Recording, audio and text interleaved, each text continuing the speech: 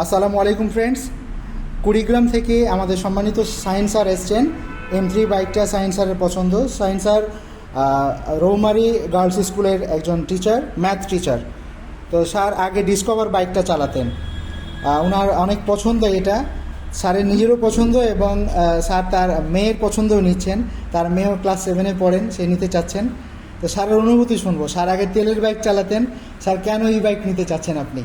আমি প্রথমে ডিসকভার গাড়ি চালাইছি, ডিসকভার 100। এখন অবশ্য আমি পালসার গাড়ি চালাই, কিন্তু সেটা তেলের দাম পেট্রোলের দাম যেভাবে বাড়তেছে সেই হিসেবে আমার মাথায় চিন্তা আসলো যে আমি একটা ইলেকট্রিক হোন্ডা একটা খুঁজতেছি। পরে ভাইয়ের সাথে কথা বলে আমি আজকে চলে আসছি, আইসে টাকার বুকিং দিয়ে এই গাড়িটি নিয়ে নিলাম। তেলের দামের কারণেই আসলে মূলত এটা সাশ্রয়ী হবে, সেই হিসেবে আমি এই গাড়িটা নিয়েছি।